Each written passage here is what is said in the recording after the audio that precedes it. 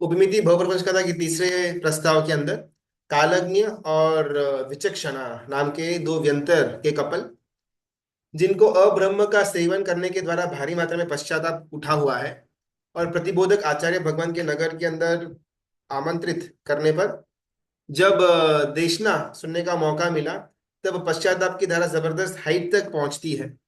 और एकदम से देशना पूरी हो जाने के बाद गुरु भगवान के पास हाथ जोड़ करके खुद खुद के द्वारा जो कुकर्म किया गया हुआ था उसका अपने सच्चे पवित्र मन से उसका इकरार करते हैं। और जैसे ही वो शुरू होता है धारा, उनके शरीर के अंदर से एक काला और बीभत्स कलर रंग की एक स्त्री का एक आकार, एक एक स्ट्रक्चर बाहर निकलता है, जो उस प्रवचन का जो एरिया था उससे बाहर उल्टे मुंह जाकर के वो स्त्री का आकार खड़ा रह जाता है। वो कौन है ऐसा जब सभा के द्वारा पूछने में आया, तब गुरु भगवंत ने उत्तर दिया, तृण काष्ठैर यथा वीहि पयः पूरैर यथो दधिहि। ये भोग तृष्णा, जो हमने उसको नाम दिया हुआ था, वो आकृति को, वो है क्या, उसको समझने का प्रयास यहाँ पर आचार्य भगवान शुरू करते हैं। कोई भी तत्व हो ना, उसको दो एंगल से देख सकते हैं। जिन शासन के अंदर की बात है, कोई भी तत्व हो, चाहे नव तत्व के अंदर का तत्व हो या फिर हमारे आध्यात्मिक लेवल का कोई भी तत्व हो या नॉर्मल अपने डेली धर्म की क्रियाओं का कोई भी तत्व हो, हर एक तत्व को समझने के दो अलग अलग एंगल्स होते हैं। एक है निश्चय नहीं और एक है व्यवहार नहीं। अभी डायरेक्टली अपन भोग तृष्णा को अलग अलग एंगल्स के द्वारा समझे, उससे पहले वो एंगल का मतलब क्या होता है वो समझ लेते हैं, ताकि आगे थोड़ा क्लियर बनेगा। नैश्चिक नय की दृष्टि से भोग तृष्णा वो ही भोग है। थोड़ा समझने का प्रयास करना। नैश्चिक नय की दृष्टि दृष्टि से भोग की तृष्णा होना वो ही भोग है। इन अदर वर्ड्स, अगर मुझे भी मन में विचार आया कि मुझे मस्त कोई मेरी मनपसंदीदा चीज खानी है, जैसे ही मुझे मन के अंदर विचार आया, आसक्ति आ गई, मैंने भोग भुगत लिया। फिर भले मैं प्रैक्टिकली शरीर से वो चीज खाऊं न खाऊं, डजेंट मेक अ डिफरेंस। निश्चय नहीं की दृष्टि से अपन अभी ये देख रहे हैं, मन में एक बार वो भोग तृष्णा आई, तृष्णा यानी कि उसकी उसकी एक एक इच्छा, उसकी अदम्य इच्छा, उसका एक अटैचमेंट, उसका एक अट्रैक्शन, उसका मन के अंदर का एक कटिबद्धता, किसी भी भोग की प्रवृत्ति को लेकर के उसकी तृष्णा जब मन के अंदर जागृत होती है, उसी समय भोग भुगत गया। ऐसी बात निश्चय नहीं कहता है। भोग निरुक्ति नाम के ग्रंथ के अंदर शुद्ध केवली भद्रभाव स्वामी महाराजा कहते हैं, निश्चय को क्लियर करने के लिए, कि निश्चय के एंगल से आप क्या कर रहे हो वो बिल्कुल महत्व का है ही नहीं। निश्चय को वो दिखता ही नहीं कि आप क्या कर रहे हैं। आपका बॉडी से जो कुछ भी क्रिया हो रही है वो निश्चय को दिखा, उसको नजर में आती है ही नहीं। हमारे मन के अंदर क्या भाव, क्या विचार, क्या आसक्ति, क्या अध्यवसाय चल रहे हैं, उसके आधार के ऊपर ही निश्चय ने अपना फाइनल रिजल्ट देता है। परम रहस्य मीसीणम समत गणि पीढ़िग जरिय साराणम। ये हरिभद्र सुरीश्वर जी महाराजा निरुक्ति ग्रंथ की टीका के अंदर कहते हैं, जो मेरा परिणाम है, यानी कि जो मेरा रिजल्ट है, जो मेरा भाव है, जिसको अपन परिणाम बोलते हैं, वैसा मेरा अध्यवसाय होगा। ये शायद शायद थोड़े टेक्निकल शब्द है, अगर किसी को बीच में डिफिकल्टी हो तो अपने आप को अनम्यूट कर सकता है, वरना अपन आगे बढ़ते रहेंगे। जो मेरा परिणाम है, जो मेरा अध्यवसाय है, जो मेरा विचार है, वो ही मेरा एक्चुअल स्वरूप है। बाहर से भले ऐसे दिखे कि मैंने कुर्ता पैजामा पहना हुआ है, तिलक बिलक लगाया हुआ है, ऐसे एकदम थोड़ा नॉर्मल इंसान की तरह दिखे, लेकिन अगर मेरे मन के अंदर विजातीय तत्वों के लिए जबरदस्त भोग का आकर्षण, उसकी तृष्णा पड़ी हुई हो, तो भले ये सब मेरा बाहरी दिखावा हो, उसका कोई मतलब बनता नहीं, ऐसा निश्चय नहीं कहता है।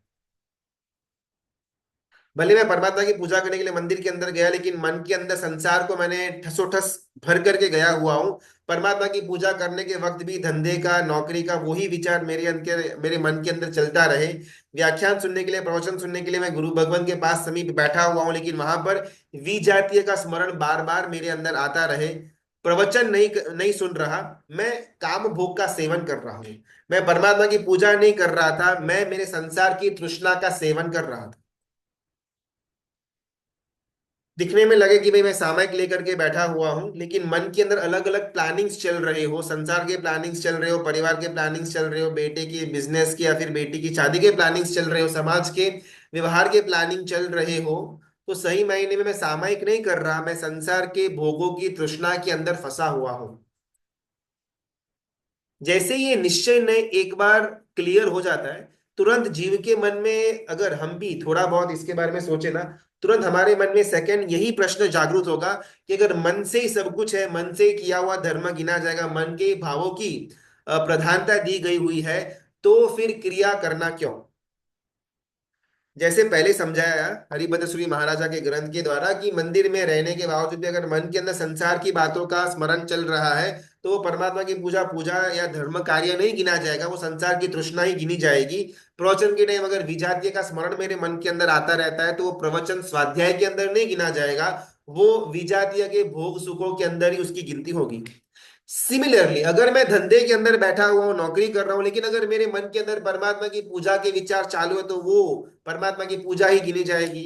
तो निश्चय नहीं बोलता यस, बिकॉज निश्चय ने बाहर की क्रिया नहीं देखता है, निश्चय ने ओनली सीज कि मन के अंदर के अध्यवसाय हो या फिर विचार हो वो किस प्रकार के हैं। तो भले ही मैं थिएटर के अंदर मूवी देखने के लिए बैठा हुआ हूं, लेकिन अगर मेरे मन के अंदर प्रवचन का कोई अंश या तत्व का कोई विचार ना चिंतन चल रहा हो, तो अध्याय ही गिना जाएगा। तो निश्चय ने बोलता यस, बिल्कुल गिना जाएगा। तो फिर प्रश्न किया, तो फिर ये सब धर्म क्रिया का मतलब क्या रह जाएगा। अगर बस मन में पवित्रता रखनी है, मन के अंदर शुभ भावों को रखना है, मन के अंदर परिणति के अंदर शुभता आनी चाहिए, अगर इतना ही आग्रह है, तो फिर क्रिया का तो कोई कोई उसका वैल्यू ही नहीं रहेगा, उसका तो कोई अस्तित्व खड़ा ही नहीं रखेगा। तो इंपॉर्टेंट क्यों। जब निश्चय को समझते हैं, तो डायरेक्टली उसके बाद फॉलो ऑन में ये प्रश्न जीव के दिमाग के अंदर उत्पन्न होता है, मन से ही धर्म है, शुभ भावों से ही धर्म है, तो फिर क्रिया का महत्व क्या। और बहुत बार शायद हमको भी जब अपन कोई धर्म क्रिया के अंदर बहुत ज्यादा व्यस्त हो जाते हैं, कभी ना कभी ऐसा ख्याल आता तो है, यार इतने सारा अपन पूरा दो दो तीन तीन चार चार घंटा तक परमात्मा की पूजाएं करते हैं, इतनी यात्राएं करते हैं, तो धर्म ही गिना जाता है या फिर कुछ और है ये। बहुत सुंदर प्रश्न कुछ समय पहले आया हुआ था, नहीं सेशन के अंदर ही। आज के जमाने का कोई एक एक एक्चुअल प्रश्न था कि पिता है और उसका 12 13 15 18 साल का कोई पुत्र है। पिता जो है रोज पूजा करते हैं, सुबह को नौकरसी करते हैं, शाम को चौवियार करते हैं, लेकिन धंधे के अंदर आकर के पूरा चीटिंग, पूरा 2 नंबर का काम, टैक्स की चोरी, कस्टमर को गलत माल बेचना, झूठ बोलना, इसी के अंदर पिता का पूरा दिन जाता है। उसके साथ उनका 18 20 साल का कोई बेटा है, सो साथ में धंधे के अंदर है, जो परमात्मा की पूजा नहीं करता, नौकरसी नहीं है उसका, कोई चौवियार नहीं, रात्रि भोजन चलता है, कंदमूल चलता है, लेकिन वो जो धंधा है वो एकदम प्रॉपरली नीति से करने की इच्छा रखता है और इन नीति से करता भी है। तो किसी का बहुत सुंदर प्रश्न था कि इन दोनों में से सही मायने के अंदर धर्मी व्यक्ति कौन कहा जाएगा। हमको भी अपने मन में कभी कभार प्रश्न ऐसा होता था कि संघ में बहुत सारे ऐसे श्रावक श्राविका वर्ग है जो ज्यादा धर्म क्रियाओं के अंदर या गुरु भगवंतों के प्रवचनों के अंदर दिखाई नहीं देते हैं, लेकिन ऐसे जो उनका जीवन पवित्र है। और एक तरफ वो लोग होते हैं कि रोज दो दो तीन तीन घंटा मस्त अश्वगाढ़ी पूजा करेंगे, सुबह शाम प्रतिक्रमण करेंगे, लेकिन उनके जीवन के अंदर सिर्फ और सिर्फ कषायों की वृद्धि होती है। तो ऐसे समय के अंदर दोनों में से धर्मी व्यक्ति कौन, उससे भी बेटर प्रश्न है, दोनों में से मोक्ष मार्ग में आगे कौन सा जीव बढ़ेगा। हमको यहाँ पर किसी और की पंचायत तो करनी है नहीं, लेकिन मेरा अगर इन दोनों पथ में से कोई एक पथ के ऊपर मैं आगे बढ़ रहा हूं, तो मैं मोक्ष मार्ग पर हूं या नहीं, हमको वो फाइनल करना है। निश्चय ने कहता है कि बाहर की जितनी भी क्रिया है that doesn't make a sense, मन के अंदर के जो विचार है, जो भाव है, जो परिणति है, जो अध्यवसाय है, उसी के मायने के ऊपर आप पर टैग लगाया जाएगा। और जैसे ये प्रश्न आता है, थिएटर में बैठ करके भी स्वाध्याय तो हो सकता है, धंधे नौकरी के अंदर बैठे हुए भी परमात्मा की पूजा तो हो सकती है, ओटीटी पर वेब सीरीज देख रहे और फिर भी समता के अंदर हमारा मन रह सकता है। तो फिर धर्म क्रिया करने का मतलब क्या रह जाएगा, अस्तित्व क्या रह जाएगा। और यहाँ पर जितने भी हम तत्व ले रहे हैं ना, ग्रंथ के आधार के ऊपर ले रहे हैं, ताकि कहीं पर भी हमको ट्रस्ट के अंदर कोई इश्यूज ना आए। पुष्पमाला नाम के ग्रंथ के अंदर मलधारी हेमचंद्र श्री महाराजा इस बात का और ज्यादा क्लैरिटी करते हैं। अणुमित्तो पीण कस्सई बंधो परवत्थ पुच्चया भणियो। पर वस्तु से, पर घटना से, पर व्यवहार से, पर प्रवृत्ति से एक परमाणु जितना भी कर्म का बंध जीव को नहीं होता। पर वस्तु से, पर घटना से, पर के व्यवहार से और पर की प्रवृत्ति से जीव को, मेरे मुझको खुद को एक भी परमाणु जितना कर्म का बंध नहीं होता। तहवीय जयंती मुनिनो परिणाम विसोहि मिच्छन्ता। तो फिर महात्मा संसार का त्याग क्यों करते, घर का त्याग क्यों करते, अपने परिवार का त्याग क्यों करते, अपने नाम का त्याग क्यों, अपने आइडेंटिटी का त्याग क्यों करते, और फिर अगर इससे कुछ मतलब है ही नहीं तो त्याग करना क्यों। वो रखो तो भी कोई प्रॉब्लम नहीं है, न रखो तो भी कोई प्रॉब्लम नहीं है, बिकॉज यहाँ पर तो मलदारी हेमचंद्र सूरी महाराज ने क्लियर कर दिया कि पर वस्तु, पर घटना, पर व्यवहार, पर प्रवृत्ति से बिल्कुल भी कर्मबंध का एक परमाणु जितना भी अवकाश रहता नहीं है। तो फिर ये सब चीज हो या न हो, फर्क क्या पड़ता है। पर की वस्तु है या नहीं है, ऐसे भी कोई कर्मबंध तो होने वाला है नहीं। तो घर है या नहीं है, क्या फर्क पड़ने वाला है। पैसे है या नहीं है, क्या फर्क पड़ने वाला है। परिवार है या नहीं है, क्या फर्क पड़ने वाला है। विजातीय का स्पर्श करना या नहीं करना, फर्क क्या पड़ता है, वो तो पर वस्तु है। तो फिर ब्रह्मचर्य की जो 9 वार वगैरह की बात आती है, उसका मतलब ही नहीं रह जाएगा। बिकॉज वो तो बाहर का जो विजातीय पात्र है, वो तो पर तत्व है। तो उसके अंदर तो कोई कर्मबंध का पॉसिबिलिटी रहता नहीं है, निश्चय नहीं है कहता है। जैसे थोड़ा अपन निश्चय नहीं से आगे व्यवहार नहीं तक आएंगे ना, तो ये ब्रिज अपने को कंप्लीट करना है। प्रश्न ये था फिर, आत्मार्थी जी, संयम के मार्ग पर चलने वाला जीव इन सब वस्तुओं का त्याग क्यों करता है। और उससे भी इंपॉर्टेंट प्रश्न खुद के लिए, कि मुझे कौन सा मार्ग के अंदर आगे बढ़ना है, या फिर जो मार्ग के अंदर मैं आगे बढ़ रहा हूं वो मोक्ष मार्ग है या नहीं, खुद का प्रश्न। परिणाम विसोही गुरुजी मिच्छन्ता, ऐसा मलधारी हेमचंद्र श्री महाराजा पुष्पमाला नाम के ग्रंथ के अंदर कहते हैं। गुरुजी एक परिणाम प्रश्न था। नहीं, बोल सकते प्रणाम गुरुजी। अभी हम सामायिक लेने के लिए बैठे हैं, तो हमारा भाव एकदम शुद्ध है, मन से, और सामायिक लेने के लिए बैठे, पर विचार अपने कंट्रोल में नहीं रहते। पूरे दिन में कुछ ना कुछ घटनाएं होती रहती है, तो थोड़े बहुत तो अपने, क्या बोलते हैं, भाव थोड़ा अशुद्ध हो ही जाता है गुरुजी। तो उसका क्या? बहुत सुंदर प्रश्न। विचार अपने कंट्रोल में नहीं है ना, वो आधा अधूरा सच है। विचारों का उद्भव वो कर्म के अधीन है, विचारों का टिकना वो मेरे पुरुषार्थ के ऊपर अधीन है। फॉर एग्जाम्पल, लक्ष्मण साध्वी जी भगवान का अपन एग्जाम्पल लेते हैं, तो शायद अपन सबको मालूम होगा, वो चिड़िया और चिड़िया का मैथुन का कार्य देख करके वो साध्वी जी भगवान को मन के अंदर शंका होती है कि अरियंत परमात्मा, तीर्थंकर परमात्मा ने साधु साध्वी जी भगवंतों को ये मैथुन की क्रिया से अलग क्यों रखा, इतना उनको मजा तो आता है। ऐसा उनको एक विचार आया मन के अंदर, और तुरंत ही उसका प्रतिपक्षी विचार भी आ गया, अरे नहीं नहीं, ये मैं क्या सोच रही हूँ। तीर्थंकर परमात्मा है, केवली परमात्मा है, अगर उन्होंने कोई भी वस्तु हमारे लिए रखी हुई होगी तो एकांत हित के लिए ही होगी। मन में विचार को बदल दिया। मोहनीय के उदय से उस समय गलत विचार आया, लेकिन तुरंत ही उन्होंने अपना पुरुषार्थ के, क्या है मैंने क्या सोच लिया, ये ऐसा तो बिल्कुल नहीं करना चाहिए था। मैंने अपने अपने पूरे होशो हवास के अंदर तीर्थंकर परमात्मा, केवली परमात्मा के वचनों के ऊपर अश्रद्धा दिखाई है, तो संकित का हटाने का, मिथ्यात्व का प्रवेश का द्वार हुआ। तो ये विचार और साध्वी जी भगवंत ने अंदर से डेवलप किया खुद के लिए। वो जो क्रीड़ा थी, मैथुन की क्रीड़ा थी, उसको देख करके मन के अंदर जो विचार आया, वो मोहनीय कर्म का उदय, उस विचार को हटाने का जो पुरुषार्थ किया, वो उनका स्व का पुरुषार्थ। लेकिन फिर आगे बढ़ करके वो प्रायश्चित के अंदर गड़बड़ कर देते हैं, वो बात अलग है। मूल बात यह कि विचार का आना वो कर्मों की देन है, विचारों का टिकना वो हमारे पुरुषार्थ के ऊपर निर्भर रहता है। मैं सामयिक लेने के लिए बैठा, पूरे दिन में जो जो घटना मेरे साथ घटित हुई थी उसका एक फ्लैशबैक मेरे दिमाग में चल सकता है, उसमें कोई प्रॉब्लम नहीं है। लेकिन मैं किसी भी घटना को उस विचारों के अंदर रोक करके उसके अंदर मैं कॉन्शियसली जाने का प्रयत्न करूं, वो गलत है। आज सुबह ये खाया था, वो खाया था, आज फिर दोपहर को ऐसा हुआ था, वैसा हुआ था, ओके। लेकिन सुबह को जो खाना खाया था ना, वो बहुत टेस्टी था, उसमें आज ना उसमें थोड़ा नमक ज्यादा गिर गया था, वरना एकदम सुपर लगता है। ये सब जो मैं वॉलंटरीली उस घटना के अंदर जा रहा हूं ना, दोष वहां पर है। एक बार मन के अंदर आएगा और वो पसार हो जाएगा। ध्यान की जो जो प्रक्रिया, ध्यान का जो मार्ग है ना, उसकी शुरुआत में ऐसा सिखाने में आता है मन के एक भी विचारों को रोकना नहीं।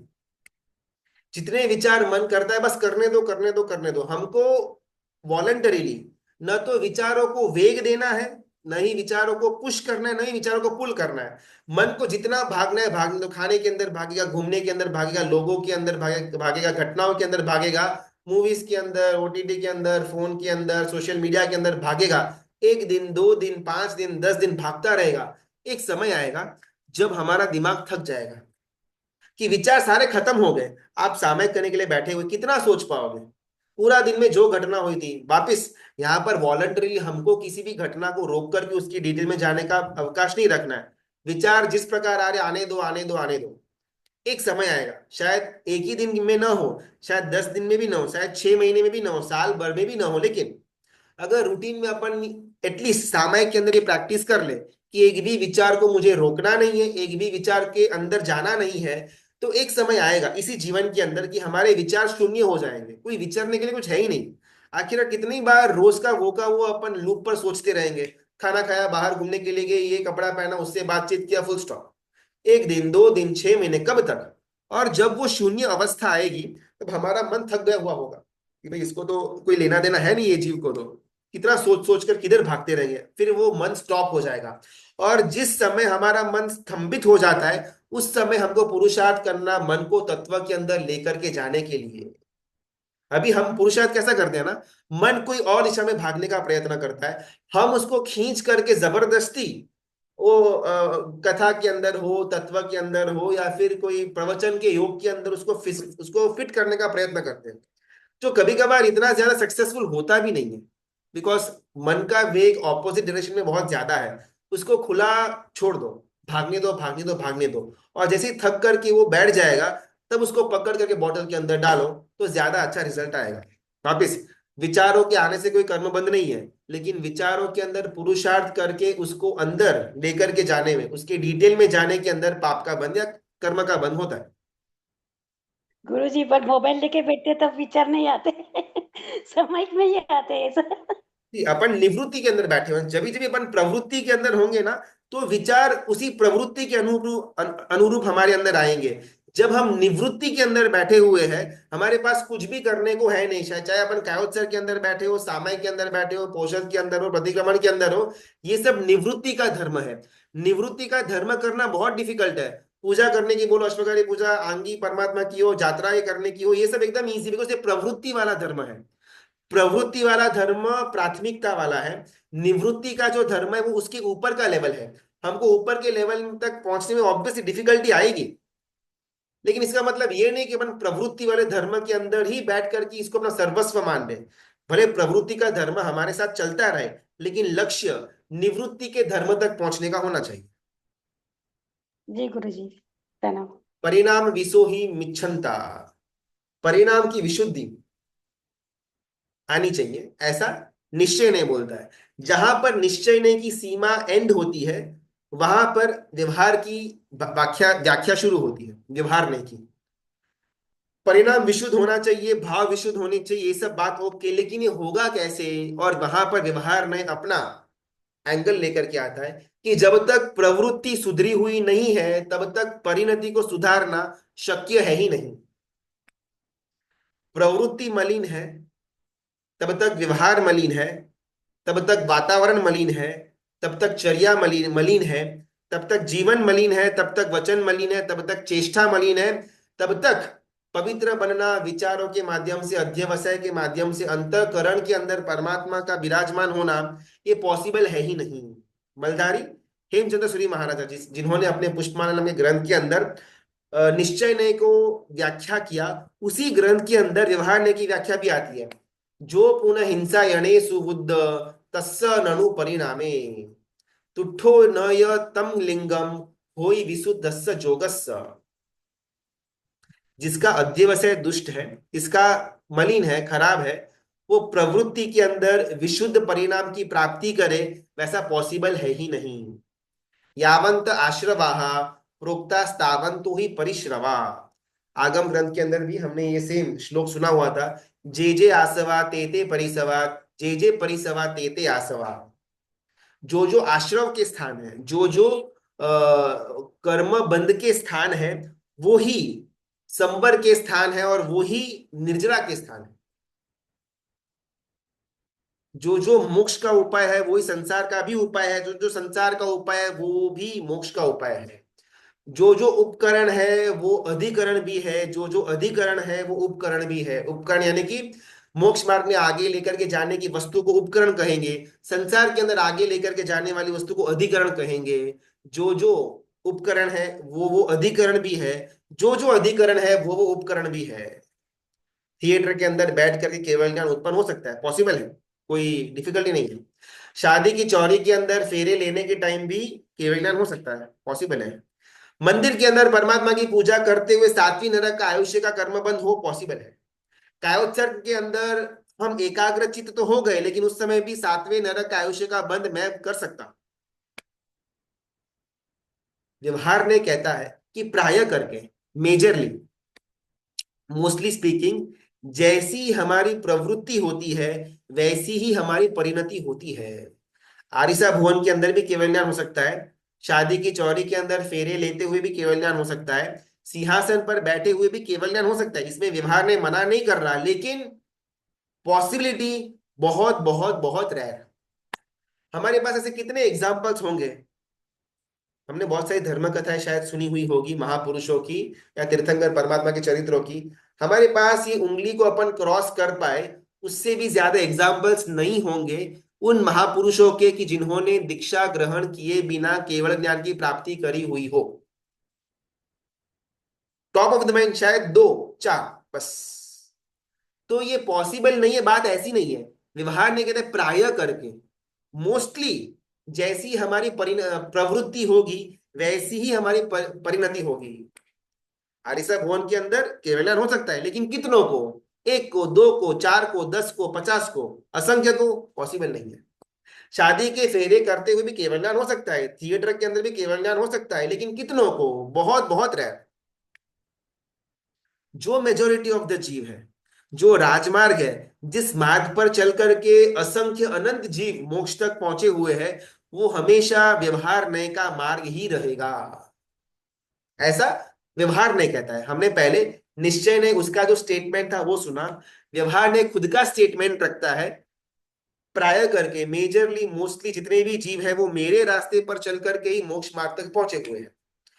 बहुदल दिसे जीवना व्यवहारे शिव योगे। महोपाध्याय जी भगवान सवासो गाथा का सिमंद से परमात्मा के स्तवन के अंदर कहते हैं, बहुदल दिसे जीवना व्यवहारे शिव योगे। व्यवहार मेजॉरिटी ऑफ द जीव को मोक्ष तक लेकर के जाने का मार्ग बना हुआ है, वो राजमार्ग है, वो हाईवे है।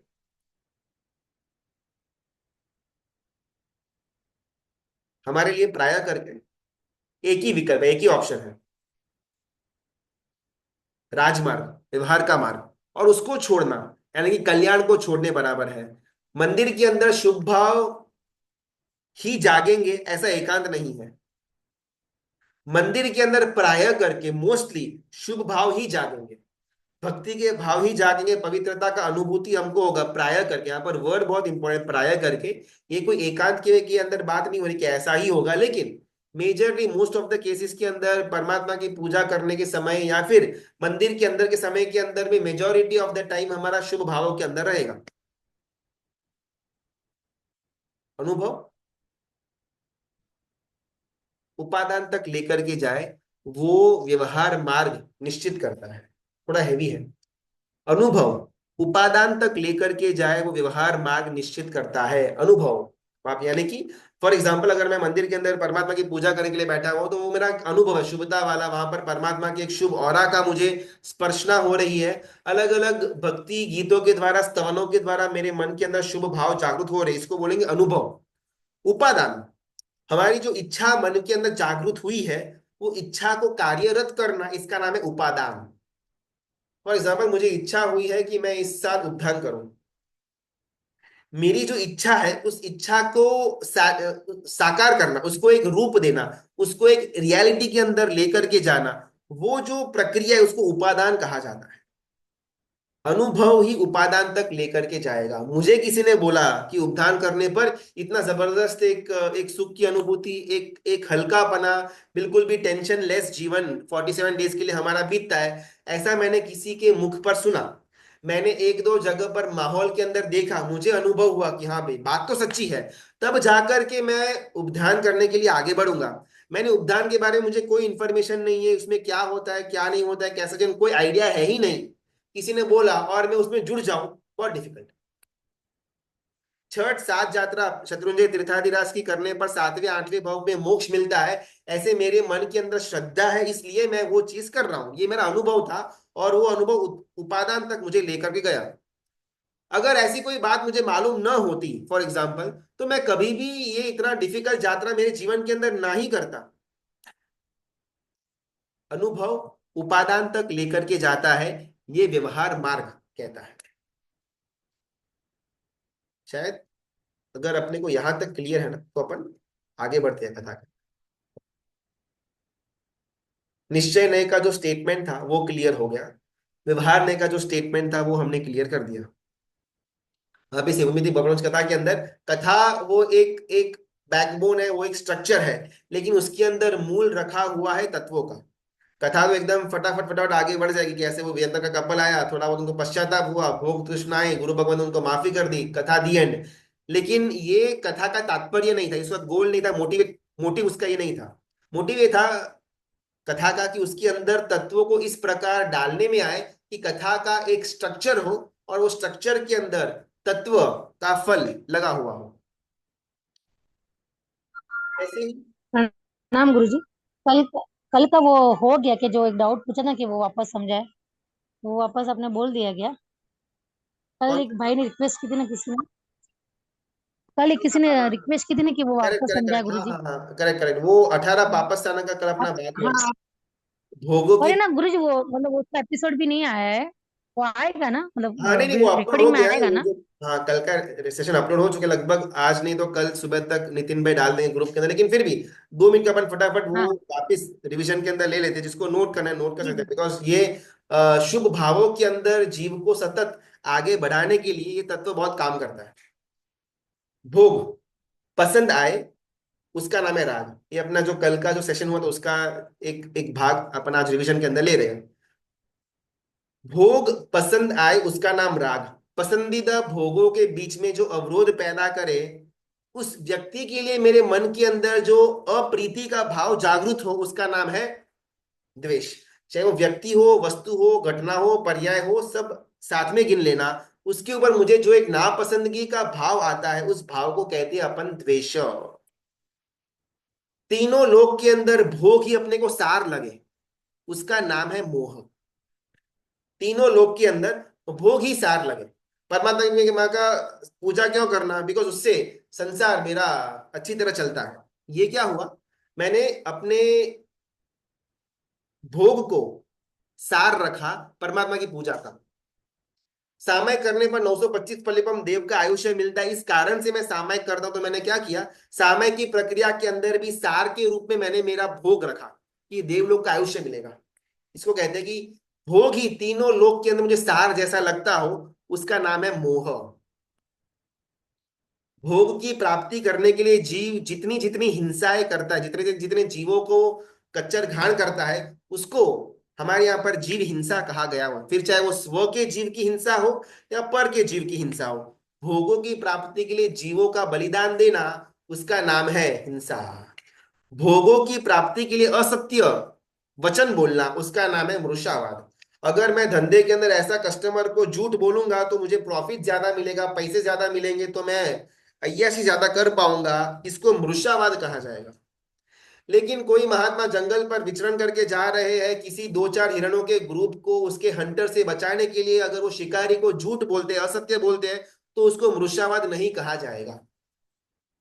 भोगों की प्राप्ति के लिए अगर असत्य बोलना पड़े, उसको मृषावाद का टैग लगता है। खुद के पास कोई भोग के साधन पड़े हुए हैं नहीं, किसी और के भोग के साधनों के ऊपर खुद का प्रभुत्व जमाना, उसका नाम है अदत्ता दान। मेरे पास आईफोन नहीं है, लेकिन किसी और के पॉकेट से उठा लूं और मुझे उसके अंदर मजा आए, इसका नाम है अदत्ता दान या चोरी। भोगों की पराकाष्ठा के अंदर जाने के लिए मैं विजातीय का शरीर का स्पर्श करूं, उसके विषय का सेवन करूं, उसको मैथुन अब्रह्म कहा जाएगा। भोगों को मैं लंबे समय तक भुगत सकूं, उसके लिए उसका संग्रह करके रखूं, उसको परिग्रह कहा जाएगा। भोगों के अंदर कोई रुकावट पैदा कर दे और उसके लिए मेरा सिलेंडर फट जाए, उसको क्रोध कहा जाएगा। मैं कितना सौभाग्यशाली, मैं कितना पुण्यशाली, मुझे इतना बड़ा घर मिला, मुझे इतना बड़ा परिवार मिला, मैंने इतनी मेहनत करके मेरे धंधे को ऊपर लेकर के आया हुआ हूं। मैं मेरी मेहनत से इतने भोग के साधनों को मैंने घर के अंदर, बंगले के अंदर बसाया हुआ है, ऐसा अगर मुझे भाव आता है, उसको अभिमान मान कहा जाता है। भोगों को प्राप्ति के लिए मैं सामने वाले को उल्लू बनाऊं, बॉटल के अंदर उतारूं, उसका नाम है माया।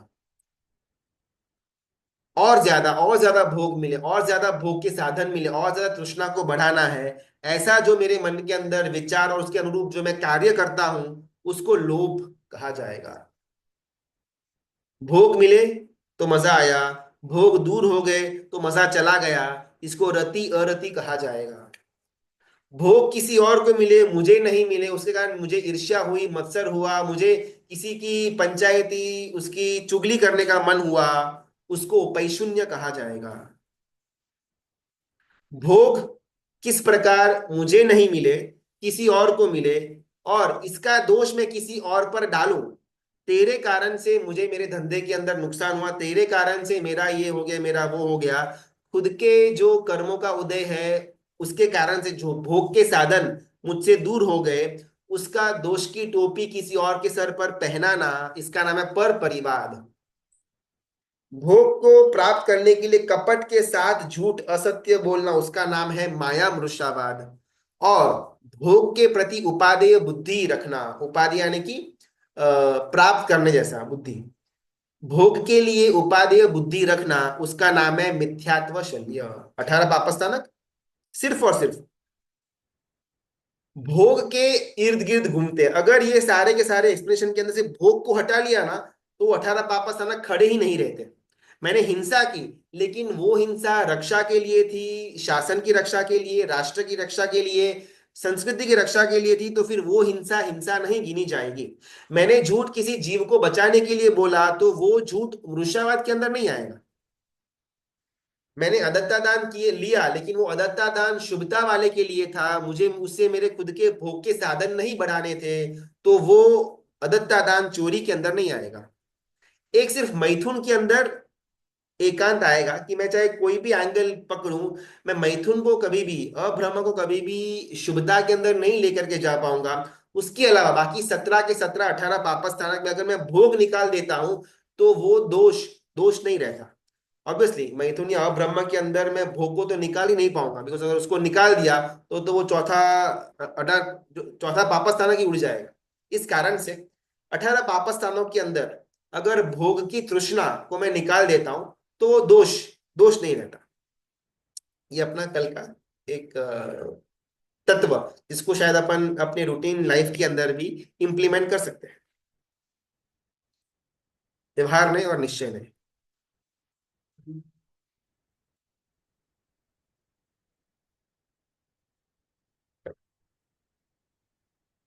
व्यवहार ने निश्चय ने सबसे पहले अपना पॉइंट रखा कि क्रिया, बाहर से व्यक्ति जो क्या कर रहा है उसको निश्चय ने देखता ही नहीं, निश्चय ने उसको वो नजर में आता ही नहीं है। जीव के मन के अंदर के विचार भाव परिणति, इसी को निश्चय नहीं देखता है। और व्यवहार ने कहता है कि वो शुभता वाला विचार हो, अध्यवसाय हो, या जो जो अनुभूति है उस तक पहुंचने के लिए निमित्त या प्रवृत्ति, वो उसका सहारा बनती है। पुष्पमाला ग्रंथ के अंदर मलधारी हेमचंद्र सूरी महाराजा दोनों चीजों की, दोनों दृष्टियों की व्याख्या बहुत क्लियर करते हैं। निश्चय नहीं की दृष्टि हो या व्यवहार नहीं की दृष्टि हो, दोनों को क्लियर करते हुए जिन शासन के अंदर आगे बढ़ते हैं। जे जे आसवा तेते परिसवा, जे जे परिसवा तेते आसवा, जो आश्रव के स्थान है वही संबर के स्थान, जो जो संबर के स्थान है वही आश्रव के स्थान। आगे बढ़े। महोपाध्याय जी, भगवान यशव जी महाराजा, वो कहते हैं बहुदिल दिसे जीवना व्यवहारे शिव योगे। मेजोरिटी ऑफ द जीव अगर मोक्ष मार्ग तक पहुंचे हुए हो, व्यवहार मार्ग से चल करके ही पहुंचे हुए हैं, ऐसा वो अपने 150 गाथा के स्तवन के अंदर ये तत्वों को वहां पर खुला करते हैं। इसको और भी क्लियरली समझाने के लिए उपमिति भव प्रपंच कथा के अंदर ग्रंथकार भगवंत सिद्धश्रेणी गणि गुरु भगवंत बहुत सुंदर तत्व समझाते हैं। निमित्त मात्र मन्यस्तु गतिर धर्मास्ति कायवात। 6 प्रकार के षट द्रव्य की, 6 प्रकार के द्रव्य की बात आती है। धर्मास्तिक है, अधर्मास्तिक है, पुद्गलास्तिक है, जीवास्तिक है, आकाशास्तिक है, ऐसे 6 अलग अलग द्रव्यों की बात आती है जो पूरे 14 राजलोक के अंदर स्प्रेड आउट है। अपन वो डिटेल के अंदर नहीं जाएंगे, लेकिन उसमें से एक द्रव्य जो है जिसका नाम है धर्मास्तिका है। धर्मास्तिका यानी कि जीवों को गतिमान होने के लिए, जीवों को मूवमेंट करने के लिए जो वस्तु सहाय रूप बने उसको धर्मास्तिका कहा जाता है, इन सिंपल वर्ड्स। पूरे 14 राजलोक के अंदर ये धर्मास्तिकाएं फैला हुआ है। अगर मुझे एक जगह से दूसरी जगह पर जाना हो तो बीच में अगर धर्मास्तिकाएं काय होगा तो ही मैं जा पाऊंगा। अगर धर्मास्तिकाएं इस जगह पर नहीं है तो मैं मेरा हाथ यहां से वहां तक नहीं लेकर के जाऊंगा, ये उसका मीनिंग हुआ। पूरे 14 राजलोक के अंदर धर्मास्तिकाएं भरा हुआ है। 14 राजलोक के बाद धर्मास्तिकाएं बिल्कुल भी नहीं है, जिस कारण से चाहे जीव संसारी हो या फिर मुक्त हो, वो 14 राजलोक और उसके ऊपर बनी हुई सिद्धशिला, इसको छोड़कर बाहर में जो अनंत अलोकाकाश है उसमें जीव, एक भी जीव अनंत काल में कभी भी जा नहीं पाएगा, बिकॉज धर्मास्तिका इज मिसिंग। ये उसका महत्व हुआ धर्मास्तिका का। तो यहां पर सिद्धश्रेणी गुरु भगवंत कहते हैं कि जिस प्रकार धर्मास्तिकाएं जीवों को गतिमान बनने के लिए मदद रूप बनता है, उसी प्रकार क्रिया जीव को मोक्ष मार्ग तक लेकर के जाने के लिए गतिमान बनती है। इसके अलग अलग एंगल्स इसी स्टेटमेंट के गुरु भगवंत प्रस्तुत करते हैं। धर्मास्तिकाय जीवों को गतिमान होने के लिए मदद रूप बनता है। इसका मतलब ये नहीं कि हर एक जीव जो धर्मास्तिकाय से जुड़ा हुआ है वो हमेशा हिलता रहेगा, कोई भी स्थिर नहीं रह पाएगा, ऐसी कोई बात है ही नहीं। जीव को अगर मूवमेंट करनी हो तो धर्मास्तिकाय हेल्पफुल बनता है। मछली पानी में है तो पानी जो है वो मछली को ट्रांसपोर्ट करने के, उसको मूवमेंट करने के लिए हेल्प करता है। अगर पानी नहीं है तो मछली शायद 2 सेंटीमीटर भी नहीं हिल पाएगी, वो छटपटाएगी लेकिन हिल नहीं पाएगी, मूवमेंट नहीं कर पाएगी। पानी है तो मछली फुल स्पीड में यहां से लेकर के नॉर्थ पोल साउथ पोल तक जा सकती है। लेकिन इसका मतलब ये नहीं कि पानी वो मछली को पुश करती है, फिर पानी वो मछली को मोटिवेट करती है कि भाग भाग, बिल्कुल भी नहीं। पानी बस मछली को एक माध्यम देती है आगे बढ़ने के लिए। सिमिलरली धर्म की जो क्रिया है वो जीव को एक माध्यम देती है मोक्ष मार्ग में आगे बढ़ने के लिए। जस्ट बिकॉज मैंने परमात्मा की पूजा की, जस्ट बिकॉज मैंने संयम ले लिया, जस्ट बिकॉज मैंने स्वाध्याय कर लिया, मैं मोक्ष मार्ग में आगे बढ़ गया, ऐसा कोई एकांत है ही नहीं। जस्ट बिकॉज मछली पानी के अंदर है तो मछली घूमती ही रहेगी, ऐसा कोई एकांत नहीं है। जस्ट बिकॉज धर्मास्तिका यहाँ पर मौजूद है मैं हमेशा हिलता रहूंगा, ऐसा कोई एकांत नहीं है। अगर मुझे हिलने की इच्छा है तो धर्मास्तिका मुझे हेल्प करेगा। अगर मछली को तैरने की इच्छा है तो पानी उसको मदद करेगी। सिमिलरली अगर मुझे मोक्ष में जाने की इच्छा है तो धर्म की क्रिया मुझे हेल्प करेगी। अगर मुझे सही मायने में भावों के माध्यम से मोक्ष मार्ग की इच्छा है ही नहीं, मुझे अभी भी संसार के भोगों की तृष्णाओं की ही मन के अंदर विचार, उसका अटैचमेंट, उसका अट्रैक्शन पड़ा हुआ है, फिर धर्म कुछ नहीं कर पाएगा। अगर मुझे यहाँ पर स्थिर ऐसे बैठे रहना है तो धर्मास्तिकाएं मुझे कोई पुश नहीं करने वाला कि भाई तू हिल तू हिल, नहीं। अगर मछली पानी के अंदर शांत बैठी हुई है तो पानी उसको कोई पुश नहीं करने वाली कि भाई तू मूव क्यों नहीं होती। एग्जैक्टली उसी तरह अगर मैं खुद मेरे मन से मोक्ष मार्ग के लिए अगर इतना ज्यादा अंदर में अटैच बिलीफ नहीं है, फिर मोक्ष मार्ग में आगे बढ़ने का कोई मेरे मुझे ज्यादा उपादान नहीं है कंपेयर विद संसार। मुझे एक टाइम का खाना नहीं मिलेगा तो प्रॉब्लम है, लेकिन भाई एक टाइम की पूजा नहीं होगी तो चल जाएगा। ये दर्शाता है कि मोक्ष मार्ग के अंदर मोक्ष के लिए मुझे इतना ज्यादा कोई खिंचाव नहीं है। संसार के लिए, भोगों के लिए, तृष्णाओं के लिए ही मेरा ज्यादा विचार बना हुआ है। अगर इस कैटेगरी का मैं जीव इंसान हूं तो मैं चाहे कितनी भी धर्म क्रियाएं कर लूं, वो धर्म क्रिया मुझे मार्ग के अंदर आगे नहीं पहुंचा पाएगी, बिकॉज मेरी खुद की इच्छा है ही नहीं। जीव और पुद्गल तभी गतिमान कर पाएंगे जब धर्मास्तिकाय गति के अंदर हेल्प करेगा। धर्मास्तिकाय हो या पानी हो या यहाँ पर अपेक्षा से धर्म क्रिया हो, वो जीव को आगे बढ़ने के लिए कभी भी पुश नहीं करेगी, सपोर्ट करेगी, पुश नहीं करेगी। ये बात यहाँ पर उपमिति प्रपंच कथा के अंदर सिद्धेश्वर यानी गुरु भगवंत हमको समझाने का प्रयत्न करते हैं कि पहले निश्चय नहीं ले लिया, फिर व्यवहार नहीं ले लिया, एक क्रिया का आलंबन दे दिया और एक मन के अंदर के शुभ भावों का आलंबन दे दिया। निमित्त निमित्त मात्र मन्यस्तु गते धर्मास्ति कायवात। समोसन है, वीर परमात्मा विराजमान है, 12 पक्षता वही है, 35 गुण वाली वाणी भी वही है, केवल ज्ञान के अंतर में पड़ा हुआ केवल ज्ञान भी वही है, बाहर उनके मुख से जो वाणी निकल रही है, देशना निकल रही है, वो भी शुद्ध ज्ञान वही है। लेकिन वहां पर बैठा हुआ अभय कुमार का कल्याण हो जाता है और काल चोरी कसाई 7वीं नरक के अंदर चला जाता है। क्रिया सेम थी, सेम समोसन, शायद सेम जगह पर ही अभय कुमार और काल चोरी कसाई बैठे हुए होंगे। परमात्मा भी सेम, उनका केवल ज्ञान भी सेम, शुद्ध ज्ञान भी सेम, अष्टप्रातिहार्य भी सेम, 35 गुणों वाली वाणी भी सेम, लेकिन फिर भी एक का मोक्ष और और वही बात सुनने वाला एक जीव का 7वीं नरक। कार्य उपादान से होगा, व्यवहार ने कहता है कि निमित्त निमित्त तक रहेगा। उपादान तक लेकर के जाना या न जाना वो जीव पर निर्भर रहता है। मुझे जैन कुल के अंदर जन्म मिला, ये मेरा निमित्त था, ये मेरा पुण्य का उदय था, मैं आ गया। लेकिन यहाँ पर आने मात्र से क्या मेरा सद्भव हो जाएगा, क्या आगे जाके सदगति हो जाएगी, क्या आगे जाके मुझे मोक्ष मिल जाएगा? ऐसी कोई बात है ही नहीं। अगर ये भव की प्राप्ति करने के बाद धर्म में आगे बढ़ने का अगर मैं पुरुषार्थ नहीं करता, तो ये भव कोई काम का है ही नहीं मेरे लिए। निमित्त मिलेंगे, लेकिन निमित्त धर्मास्ति काय की लेवल का रहेगा, वो सपोर्ट करेगा, पुश नहीं करेगा। समझने का प्रयास करना है भोग तृष्णा को।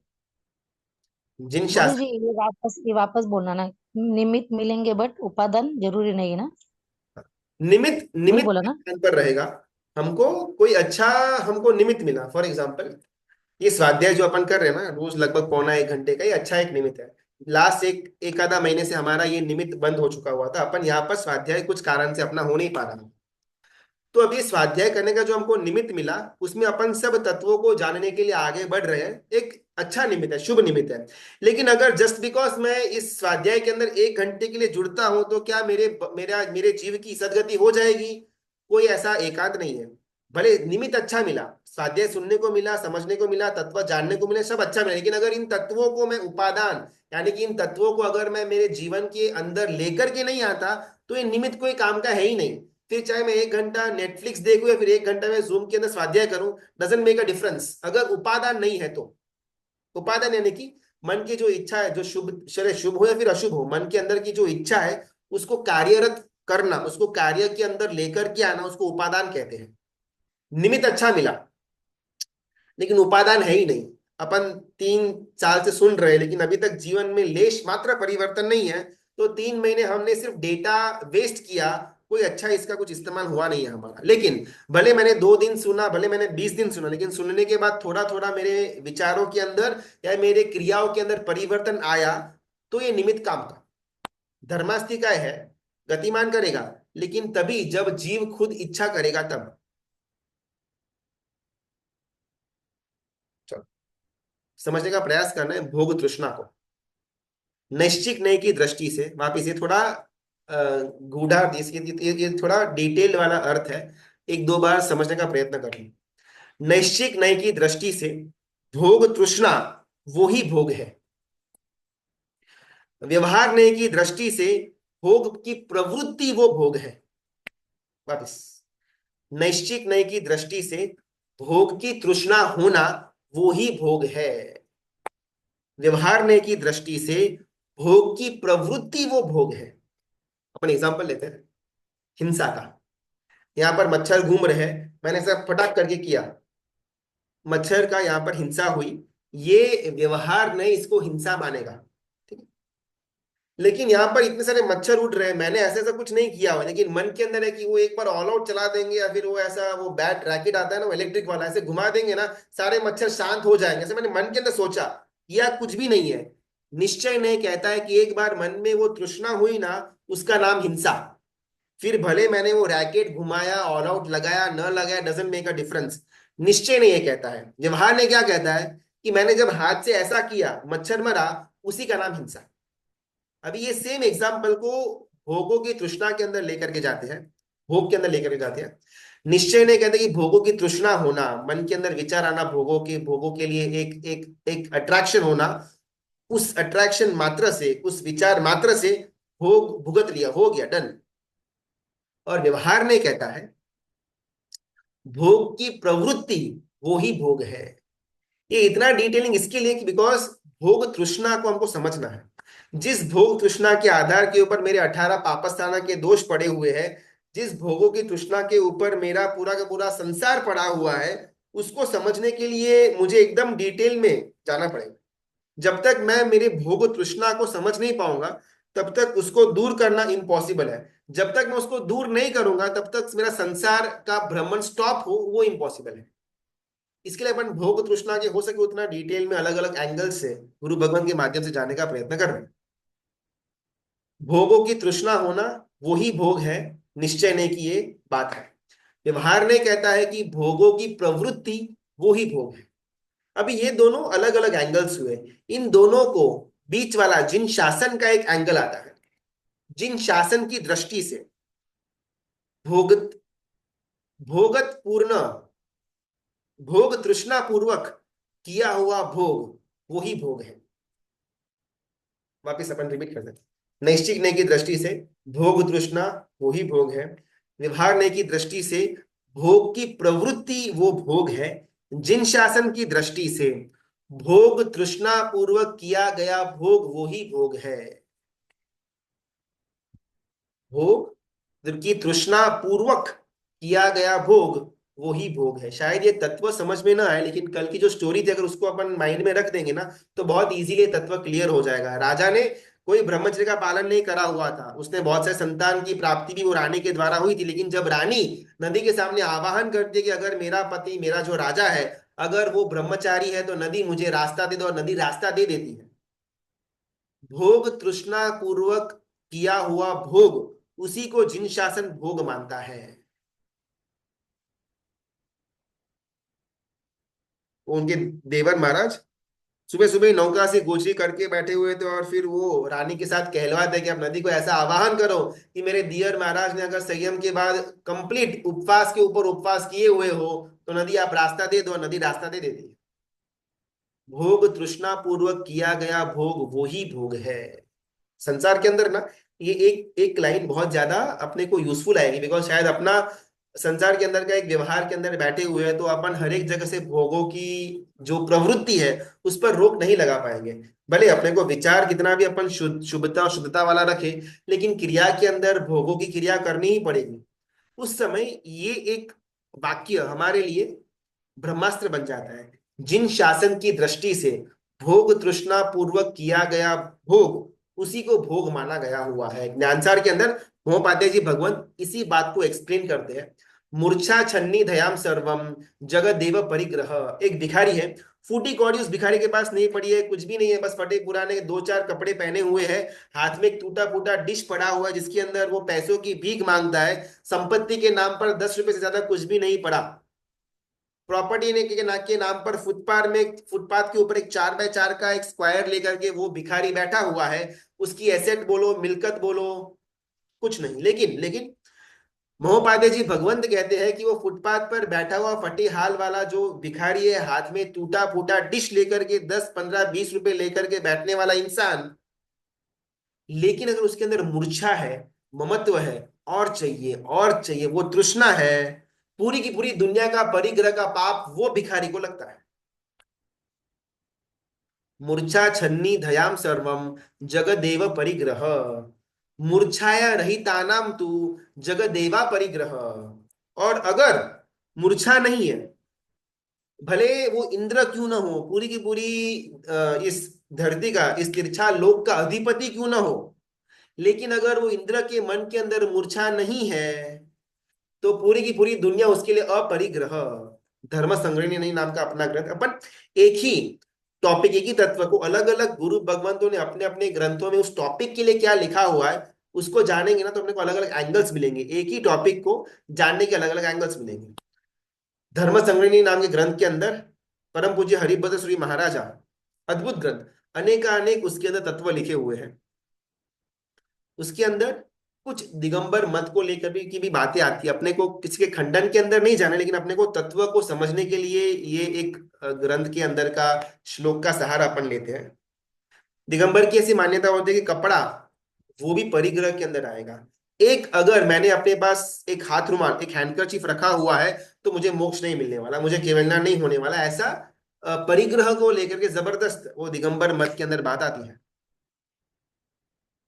अगर एक हाथ रुमाल का भी परिग्रह आ गया, तो वो इंसान साधुता से भ्रष्ट, वो इंसान का मोक्ष पॉसिबल नहीं है, वो इंसान का केवल ज्ञान पॉसिबल नहीं है। मूल से ही पंच महावरत का भंग हो जाता है अगर एक जीव अपने पास एक हाथ रुमाल जितना भी कपड़ा रखता है, तो वो संसारी बन गया, बिकॉज उसके पास एक हाथ रुमाल जितना कपड़ा है। तो यहाँ पर हरिपद सूरी महाराजा कहते हैं कि आगमों के अंदर ना वस्त्रेषणा बताई गई हुई है। ये टॉपिक अपन भोग की तृष्णा को समझने के लिए पकड़ रहे हैं, किसी और मत के ऊपर खंडन करने का अपना बिल्कुल भी मोटिव है नहीं। हरिभद्र श्री महाराजा कहते हैं कि वस्त्रेषणा दिखाई गई हुई आगम ग्रंथों के अंदर, उसके अंदर संयम के अनुरूप जो वस्त्र है वो विराधना नहीं लेकिन साधना का प्रतीक है। संयम के अंदर जो पात्र है वो विराधना नहीं लेकिन साधना का प्रतीक है। शायद हर एक जीव के अंदर सत्व ना हो कि वो ठंडी को बिना वस्त्र सहन कर पाए। तो अगर एकदम जीर्ण शीर्ण एकदम मामूली दाम वाले वस्त्र वो जीव पहनता है, तो वो जीव को उस वस्त्र के माध्यम से संयम मार्ग में आगे बढ़ने का अवकाश मिलता है। हाथों में भोजन ग्रहण करने पर नीचे गिर करके जीव की हिंसा, सामने वाले घर में जहां पर गोची के लिए पहुंचते हो तो उस घर को स्पेशली ये गुरु भगवंत के लिए अदा करनी बनाना पड़ता है, बिकॉज एक ही जगह पर पूरा का पूरा खाना अगर वापरना हो, तो सामने वाला जो श्रावक है उसको तो ऑब्वियसली जानबूझ करके एक्स्ट्रा रसोई ही बनानी पड़ेगी, जो आधा कर्मी का गिना जाएगा। तो हरिपद सूरी महाराजा कहते हैं कि ऐसा आधा कर्मी बाप रे, उससे तो अच्छा है कि एक छोटा ऐसा पात्रा लेकर के हर एक घर से आधा रोटी, एक रोटी, बहुत बहुत तो दो रोटी लेकर के आए, जिस कारण से सामने वाले श्रावक के घर पर भोजन खुटे नहीं, कम ना हो जाए और उसको अलग से भोजन बनाना न पड़े। इस प्रकार एक मधुमक्खी अलग अलग अलग फूलों से उतना ही नेक्टर लेती है जितना वो फूल को ज्यादा प्रॉब्लमेटिक ना हो। पूरा का पूरा नेक्टर नहीं चूसती है मधुमक्खी, एकदम लाइट अमाउंट। हर एक फूल 10 15 20 25 50 100 लाख फूलों तक जाएगी, लेकिन एकदम छोटा छोटा छोटा नेक्टर वहां से लेगी। उसी पर साधु भगवंत के पास अगर पात्रा होंगे, तो ऐसे अलग अलग अलग अलग अलग घर में घूम पाएंगे, निर्दोष गोचरी मिल पाएगी और उससे उनका जीवन का निर्वाह भी हो जाएगा। और ऐसे कर पात्री के टाइम, वापरने के टाइम नीचे सब जो खाना गिरता है उससे जीवों की हिंसा भी नहीं होगी। तो यहाँ पर ये तत्व इसके लिए कि कोई भी एक एंगल पकड़ करके बस ऐसा ही सही, इसमें जीव को आगे बिल्कुल भी नहीं बढ़ना चाहिए। व्यवहार नहीं करेक्ट है, एकांत पकड़ लिया गए। निश्चय नहीं करेक्ट है, एकांत पकड़ लिया गए। मन में बस शुभ भाव रखो, आप सामयिक करो ना करो, आप पूजा करो ना करो, कोई फर्क नहीं पड़ता, बस मेरा मन शुभ भावों के अंदर है ना, दैट इज इनफ। ये मैंने एकांत के अंदर निश्चय नहीं पकड़ा, मैं गया। बस क्रिया करते रहो, मन के विचार सुधरेंगे नहीं सुधरेंगे, सुधरेंगे सब बात की बात, बस आप पूरा दिमाग बंद करके बस क्रिया करते रहो। 2 2 घंटा की पूजा करते रहो, रोज का सामयिक करो, प्रतिक्रमण करो, सोचना नहीं, भाव आते हैं जाते हैं, शुभ रहता है अशुभ रहता है, वो सब अभी अपने को सोचने का नहीं, बस चुपचाप क्रिया करते जाओ। ये जो व्यवहार नहीं है, अगर मैंने सिर्फ इसको पकड़ा तो भी मैं मिथ्या थी। दोनों का समन्वय करके जब मैं आगे बढ़ता हूं, तो वो जिन शासन को मान्य रखा जाता है। आज समय अपना हुआ भोग तृष्णा, उसके और भी अलग अलग एंगल्स के द्वारा गुरु को समझाने का प्रयत्न करते हैं, और शायद 2 3 सेशन के बाद उस भोग तृष्णा से हमको अपने आप को बचाना किस प्रकार, उसकी बातें भी इस ग्रंथ के अंदर आगे आगे आएगी। कुछ प्रश्न अपन फटाफट ले लेते हैं। एक बार विचार आया, हाँ बोल सकते हैं। गुरु जी, आज एक वीर सैनिक का डेथ हुआ ना गुरु जी, तो दावनगिरी। हाँ वो कौन सी गति में गए रहेंगे गुरु जी?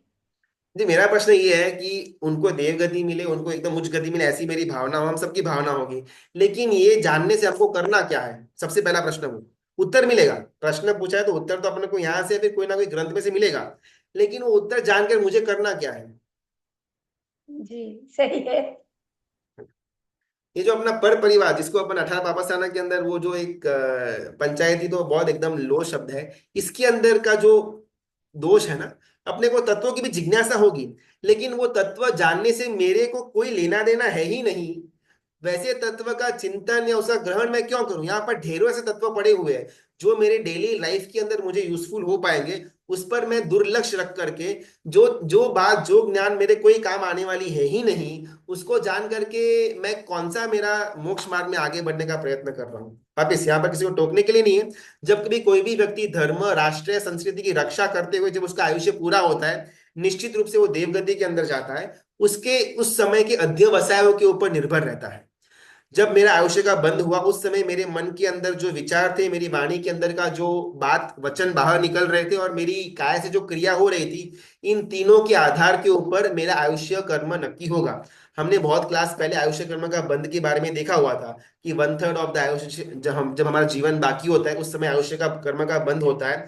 अगर उस समय न हो पाए तो बाकी का 1/3 ऐसा करते करते करते करते आखिर में जब मेरा आखिरी सांस चल रही हो, उस समय निश्चित रूप से मेरा आयुष्य कर्म का बंद हो जाएगा। तो एकदम जो आखिरी क्षण है उस समय मेरे मन के भाव, मेरे जो अध्यवसाय है वो किस प्रकार के है, उसके ऊपर निर्भर होगा कि मेरा अगला भाव कौन सा है। लेकिन अपन ऐसा भाव रख सकते हैं, ऐसा अपन एक एक अनुमान रख सकते हैं कि इतना जबरदस्त शासन रक्षा का कार्य करने के बाद जो वो जीव है उसके मन के अंदर शुभ भाव ही होंगे और उनकी सदगति ही हुई होगी, ऐसा अपन अनुमान रख सकते हैं। लेकिन इसमें ज्यादा आगे बढ़ने से अपने जीव को तो कोई प्रॉफिट मिलने वाला है नहीं। तो क्या एक बार विचार क्या आया, उसका कर्मबंध नहीं है? विचार आने से कर्मबंध नहीं है तो साध्वी जी को क्या उस विचार के कारण से भव भ्रमण नहीं हुआ, बस आलोचना की अशुद्धि से हुआ क्या? बहुत सुंदर प्रश्न है। अपन लक्ष्मण साथी जी भगवान का दृष्टांत तो अपन ने सुना हुआ होगा, लेकिन शायद डिटेल में नहीं जा पाए हुए होंगे। आज अपन थोड़ा टाइम उसके अंदर जाते हैं। पूरा सीन क्या था कि साध्वी जी भगवंत राजकुमारी थे अपने, जब उनका संसारी जब अवस्था थी तब राजकुमारी थे। कुछ कारण से उनके पति का मृत्यु हो चुका हुआ था और एकदम से मन से वैराग्य भी आ चुका हुआ था। योगानुयोग की साध्वी जी भगवंत वहां पर पधारते हैं और जो राजकुमारी उसको जबरदस्त दीक्षा लेने का मन हो जाता है और उनके जो पिता होते हैं वो उनको सहर्ष अनुमति भी दे देते हैं। लक्ष्मण साध्वी जी भगवंत की दृष्टांत की बात हो रही है। एकदम सुपर लेवल की दीक्षा की पालन वो साधी जी भगवंत करते हैं। और एक समय एक दिन जब वो अपने उपास्य के बाहर खड़े हुए थे तब पेड़ के ऊपर एक चकला और चकली, एक मेल और फीमेल जो है वो मैथुन की संज्ञा के अंदर अपना कार्य कर रहे थे। वो देख करके उनके जो हाव भाव है वो पक्षी के, वो हाव भाव एकदम आनंदित थे, उनका स्वर भी एकदम आनंद से किल्लोल कर रहे थे। और साध्वी जी भगवंत को मन में ये विचार आता है कि अगर अब्रह्म के अंदर इतना सुख वो पक्षी को मिल सकता है, तो फिर तीर्थंकर परमात्मा अरिहंत परमात्मा ने हम मनुष्य को, साधु साध्वी जी भगवंतों को इस सुख से वंचित क्यों रखा? देखो ये विचार ऐसे नहीं आया हुआ था, उनका बैकग्राउंड देखना एक बार। उस बैकग्राउंड से आने वाले राजकुमारी को ये विचार आया, कोई नॉर्मल नहीं था। ऑलरेडी जीवन के अंदर एक पति का वियोग सताया हुआ था। ये जो संसार की जो मैथुन की प्रक्रिया उसे शायद वो वंचित रह चुके हुए होंगे और एकदम से वैराग्य प्राप्त हुआ और दीक्षा के अंदर भी आ गए। और अब जब ये प्रक्रिया पक्षियों के अंदर देखी तब एकदम से अंदर में वो दबा हुआ जो शायद भाव होगा वो उछल कर बाहर आया कि तो फिर साधु साध्वी जी भगवंत को इस मैथुन की प्रक्रिया अब्रह्म के अंदर मनाई तीर्थंकर परमात्मा ने क्यों करी हुई होगी? ऐसा मन के अंदर प्रश्न आया। अभी मिस्टेक कहाँ हुई ना, ये प्रश्न की डिटेल में जाते हैं। जरूर अरिहंत परमात्मा को खुद को कभी ऐसा एक्सपीरियंस नहीं हुआ हुआ होगा, इसके अंदर कितना सुख है अगर उनको एक्सपीरियंस हुआ होगा तो पक्का मना बोलते ही नहीं। लेकिन जैसे सब जैसे थोड़ा क्षण इस विचार के अंदर गए, एकदम से आघात लगा, अरे बाप रे ये क्या सोच लिया मैंने। तीर्थंकर परमात्मा अरिहंत परमात्मा की मैंने विराधना की, वो तो केवल ज्ञानी है, उनको तो मेरे हर एक भाव के बारे में और मेरे हर एक भाव के बारे में मालूम है। तो ऑब्वियसली उनको इसके बारे में भी मालूम ही होगा। फिर भी अगर उन्होंने मना बोला हुआ है तो ऑब्वियसली मेरे अच्छाई के लिए, हित के लिए होगा। ऐसा वापिस अपने विचार को टाल देती है। और उनको मन में विचार आया कि ऐसा जो मेरा ये खराब पर्याय आया हुआ था मन के अंदर, उसका मुझे प्रायश्चित आलोचना तो लेनी चाहिए। आलोचना लेने के लिए साध्वी जी भगवान आगे बढ़ते हैं, अपने गुरु के पास जाते हैं, लेकिन दुर्भाग्यवश बीच में कांटा आ जाता है, पैरों के अंदर लग जाता है, खून की धार बाहर निकलती है। साध्वी जी भगवान वापिस मन के अंदर शंका, ये तो अपशुकन हुआ। खून जनरली निकलना वो इतना शुकन माना जाता नहीं है। तो साध्वी जी भगवान वापिस वहां पर रुक जाते हैं। ओहो मैं आलोचना लेने जा रही थी, इस कारण से शायद ये अपशुकन हुआ है, तो मुझे आलोचना नहीं लेनी चाहिए क्या? मन के अंदर ये द्वंद चल रहा है, डायलॉग चल रहा है कि नहीं लेनी तो चाहिए, इतना हमने बुरा काम सोचा हुआ है, करा हुआ है, तो फिर प्रायश्चित तो होना चाहिए। एक और साइड पर, अरे ऐसे तो कितना भी विचार आते रहते हैं, थोड़ी हर हर एक जना इसका कोई आलोचना लेता होगा, अपन भी भूल जाते हैं अभी क्या करना है ये सब रख करके। दूसरी बात है कि नहीं नहीं, विशुद्ध चरित्र मैंने पाला हुआ है। एक छोटे से इस पर्याय के अंदर आकर के क्यों मैं अपना अतिचार सहित वाला जीवन जीऊं, अपन शुद्धि लेते हैं। ऐसा बहुत डायलॉग चलता है, टू एंड फ्रो, और फिर जाकर के इस बात पर वो अड़िगम होते हैं कि अपने को आलोचना लेनी, लेकिन खुद का रिवील नहीं करना। ये मूल था संसार के भव भ्रमण का, कि मैं अगर मेरे गुरु भगवान को ऐसा बोलूंगा कि मैंने ऐसा सोचा, मैंने ऐसा किया, तो वो मेरे बारे में क्या सोचेंगे कि ये ऐसे है क्या। ऐसे तो बहुत ज्यादा वो ज्ञान पेलते हैं, लेकिन इतना गंदा विचार है उनका, अरे बाप रे। ऐसा गुरु भगवान के मन के अंदर मेरे लिए मान सम्मान कम हो जाए, ये उनको कषाय हुआ, अभिमान आया ना।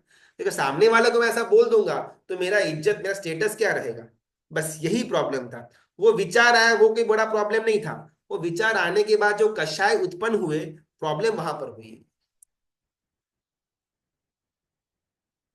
प्रवृत्ति या निवृत्ति एकदम इजी है। प्रवृत्ति यानी कि कोई एक्टिविटी, निवृत्ति यानी कि रिटायरमेंट। ध्यान है, कायोत्सर्ग है, सामायिक है, या फिर स्वाध्याय भी है, चिंतन मंथन है, ये सब कुछ निवृत्ति है। पौषध है या देसा वगासिक है। परमात्मा की पूजा है, अष्टप्रकारी पूजा है, तीर्थ यात्रा है, ऐसा कोई जो बाहर एक्टिविटी के द्वारा करते हैं, उसको अपन प्रवृत्ति कहते हैं। प्रवृत्ति का धर्म निवृत्ति तक लेकर के जाने के लिए ही होता है। अगर मैंने आज एक दिन का पौषध लिया हुआ है, मैं निवृत्ति के धर्म तक आ गया, तो मेरे लिए प्रवृत्ति वाला धर्म, परमात्मा की पूजा का धर्म, यात्रा का धर्म, वो बिल्कुल भी गिना नहीं जाता। मैं भले वो न करूं, मेरा भले पूरा साल ऐसा नियम है कि रोज परमात्मा की पूजा करना, लेकिन जिस दिन मैंने पौषध लिया हुआ है उस दिन मैं पूजा नहीं करूं, तो भी मेरा नियम पाला जाएगा, गिना जाएगा। क्यों? बिकॉज अब मैं ऊपर के लेवल तक पहुंच गया।